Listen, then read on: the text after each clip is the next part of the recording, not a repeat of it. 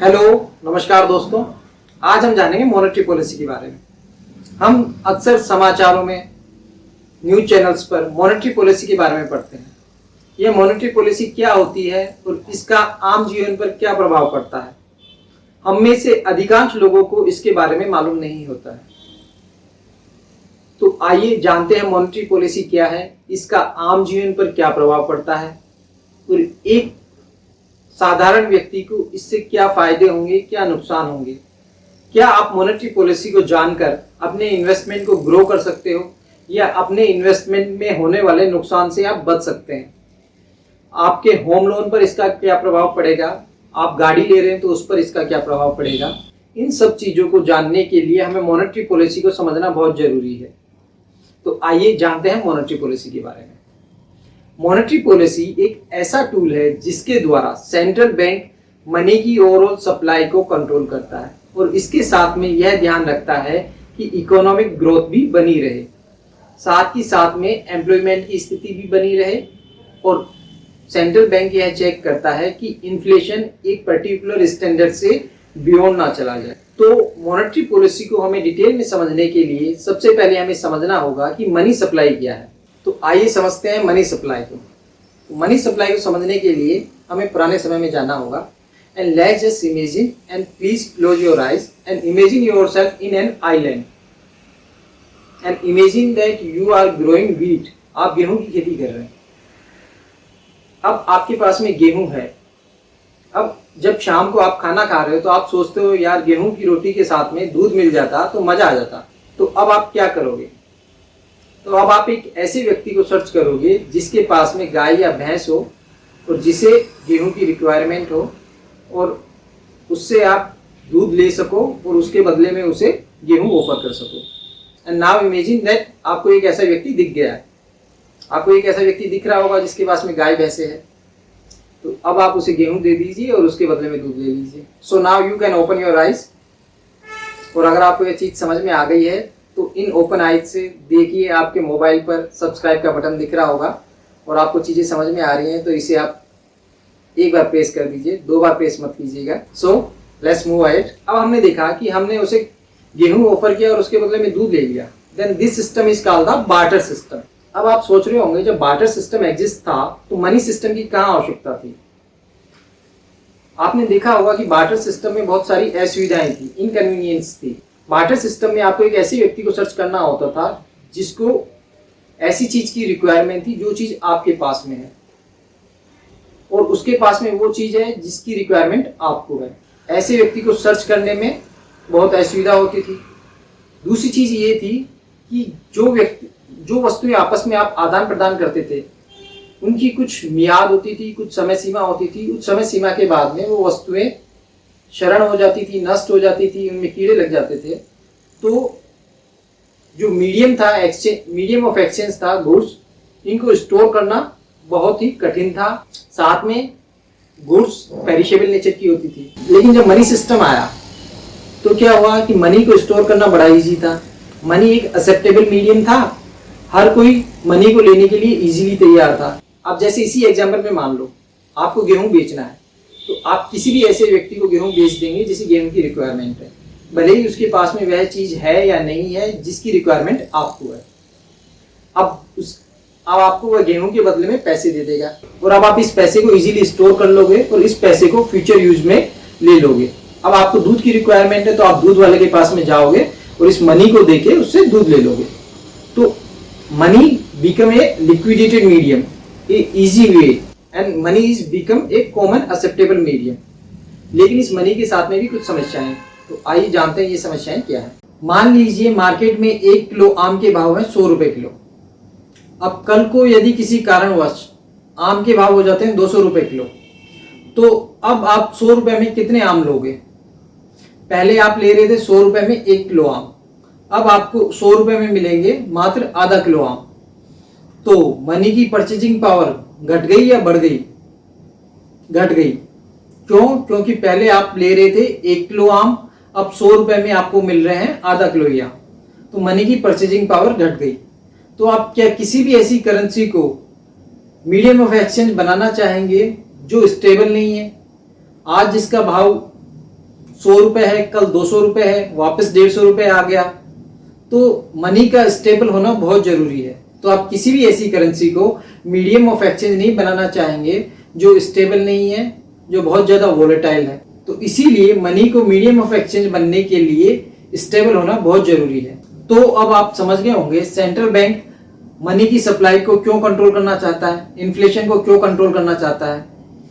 तो इन्फ्लेशन को कंट्रोल करना और मनी को सप्लाई को कंट्रोल करना करेंसी को स्टेबल बनाने के लिए बहुत जरूरी है। तो यह तो हो गई मनी की बात। आइए अब हम demand and supply of money के बारे में जानते हैं। अब एक व्यक्ति की इनकम बढ़ जाती है तो वह ट्रांजैक्शन ज़्यादा करेगा या कम करेगा, तो वह ज़्यादा ट्रांजैक्शन करेगा। और ज़्यादा ट्रांजैक्शन करेगा तो मनी की डिमांड कम होगी या ज़्यादा होगी, मनी की डिमांड ज़्यादा होगी, उसे ज़्यादा पैसों की आवश्यकता होगी। अब एक व्यक्ति अपनी इनकम को या तो स्पेंड कर देगा या उसको बैंक में जमा करा देगा। अब यदि बैंक जो सेविंग पर जो इंटरेस्ट रेट दे रहा है वो इंटरेस्ट रेट बढ़ा देता है तो आप ज़्यादा से ज़्यादा पैसा बैंक में जमा कराना पसंद करोगे, और जब उसे बैंक में जमा करा दोगे तो मनी की डिमांड क्या हो जाएगी, कम हो जाएगी। तो इंटरेस्ट रेट और मनी की डिमांड में इनवर्स रिलेशन है, जितना इंटरेस्ट रेट बढ़ेगा उतनी मनी की डिमांड कम हो जाएगी। तो यह एक सिंपल सा कॉन्सेप्ट है। चलो आइए अब हम सेंट्रल बैंक के बारे में पढ़ते हैं। हर एक कंट्री का एक सेंट्रल बैंक होता है जो करेंसी इशू करना और मनी की सप्लाई को कंट्रोल करने का काम करता है, और जो उस देश के सभी बैंकों पर रेगुलेटरी बॉडी होता है उनको कंट्रोल करता है, एक तरीके से उनका प्रशासक होता है। भारत में जो सेंट्रल बैंक ऑफ इंडिया है वो रिजर्व बैंक ऑफ इंडिया है, और रिजर्व बैंक ऑफ इंडिया की स्थापना सन 1935 में हुई थी। और रिजर्व बैंक ऑफ इंडिया के मेनली 3 फंक्शंस है। First, it issues the currencies. Second, it control the overall money supply. और third, it is custodian of foreign exchange. Foreign exchange में हम करेंसीज के साथ में गोल्ड और अदर सिक्योरिटीज भी रखते हैं। अभी आप समाचारों में सुन रहे होंगे कि भारत इंग्लैंड से खूब सारा गोल्ड को इंडिया ला रहा है। तो भारत ऐसा क्यों कर रहा है, यह एक हॉट टॉपिक है, इसके बारे में हम कभी डिटेल से डिस्कस करेंगे। So we are discussing that RBI control the supply of money. तो आरबीआई यह कंट्रोल कैसे करता है। आरबीआई मेनली 3 तरीके से मनी की सप्लाई को कंट्रोल करता है। First, bank rate. Second, open market operations. और third, reserve ratios. Central bank सभी कॉमर्शियल बैंक को लोन देने के लिए हमेशा तैयार रहता है, इसीलिए सेंट्रल बैंक को lender of the last resort भी कहते हैं। तो आइए जानते हैं policy tools to control money supply. तो आरबीआई ने इन टूल्स को 2 भागों में बांटा है, क्वांटिटेटिव टूल्स और क्वालिटेटिव टूल्स। क्वांटिटेटिव टूल्स में आते हैं changing the reserve ratios, changing the bank rate और ओपन मार्केट ऑपरेशन। और क्वालिटेटिव टूल्स में आते हैं marginal requirement, regulation of consumer credit, rationing of credit और मोरल सुजान और डायरेक्ट एक्शन। तो आज हम क्वांटिटेटिव टूल्स पर ज़्यादा फोकस करेंगे। क्वालिटेटिव टूल्स में आपको शॉर्ट में ब्रीफ दे देता हूँ। जैसे मार्जिनल रिक्वायरमेंट। मार्जिनल रिक्वायरमेंट में बैंक क्या करता है कि आपको कहेगा कि हम आपको पूरा लोन नहीं देंगे, हम कुछ मार्जिन रखेंगे। जैसे कि मान लो आपने 10 लाख का कोलेट्रल बैंक को जमा कराया और आपको 10 लाख के लोन की जरूरत है, तो वो कहेंगे कि हम 20% मार्जिन रखेंगे तो हम आपको 8 लाख का ही लोन देंगे।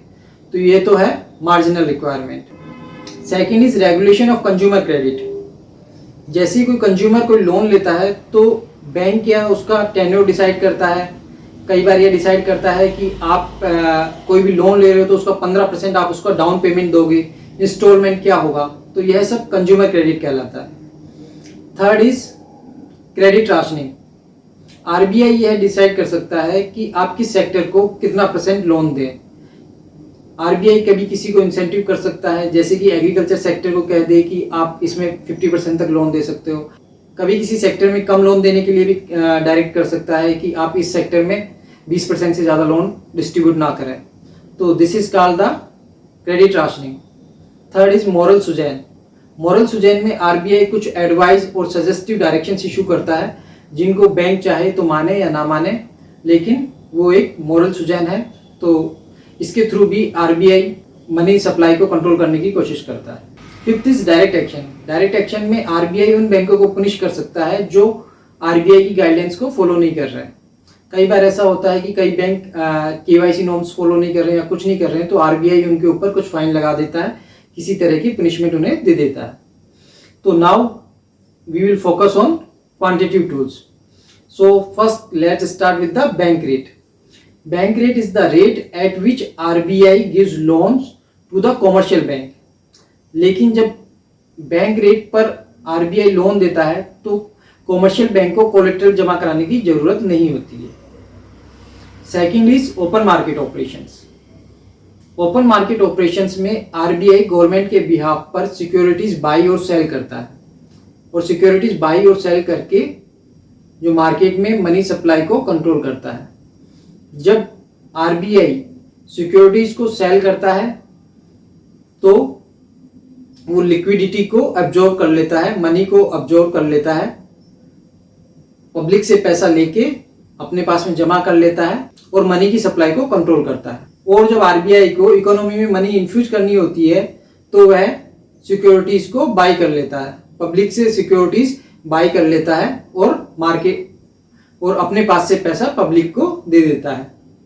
तो यह ओपन मार्केट ऑपरेशंस होते हैं। ओपन मार्केट ऑपरेशन में हम देखेंगे रेपो रेट और reverse repo rate. Repo rate, repo means repurchase agreement. तो रेपो रेट वो रेट है जिस पर आरबीआई कॉमर्शियल बैंक को लोन देता है, लेकिन रेपो रेट में जब आरबीआई लोन देता है तो कॉमर्शियल बैंक को सिक्योरिटीज कोलेटरल के रूप में रखने के लिए कहता है, जबकि बैंक रेट में जो लोन दे रहा है उसमें कॉमर्शियल बैंक को सिक्योरिटीज रखने की जरूरत नहीं होती है।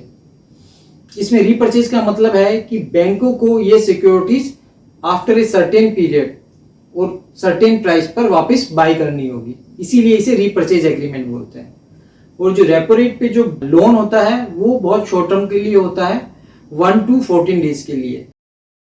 सो reverse repo rate, reverse repo rate is the reverse of repo rate. Means repo rate में कॉमर्शियल बैंक लोन लेते हैं और रिवर्स रेपो रेट में आरबीआई लोन लेता है कॉमर्शियल बैंक से। तो इसमें कॉमर्शियल बैंक भी आरबीआई को बोलते हैं कि आप भी भैया कुछ सिक्योरिटीज हमें जमा कराओ और यह एग्रीमेंट करो कि आप यह सिक्योरिटीज एक सर्टेन प्राइस पे एक सर्टेन डेट पे हमसे वापस परचेज कर लोगे। So reverse repo rate is the rate at which RBI takes loan from the commercial bank. लेकिन इसमें आरबीआई को कोलेटरल के रूप में सिक्योरिटीज जमा करानी होती है और इसको आरबीआई एक सर्टेन डेट पर और एक सर्टेन प्राइस पर आरबीआई को इसे वापस रिपर्चेज करना होता है। So this is reverse repo rate. So now we will talk about the reserve ratios. There are two reserve ratios, CRR and SLR. CRR is cash reserve ratio. CRR is the minimum percentage of deposits of commercial bank with the RBI.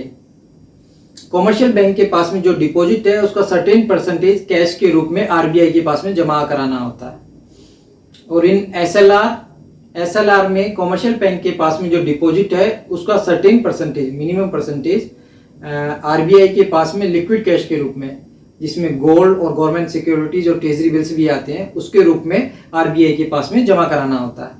तो जब बैंकों को पैसा RBI के पास में जमा कराना होगा तो जब सीआरआर और एसएलआर को बढ़ा देंगे तो मनी का अब्जॉर्प्शन क्या हो जाएगा, आरबीआई के पास में आ जाएगा और इकोनॉमी से मनी कम हो जाएगी।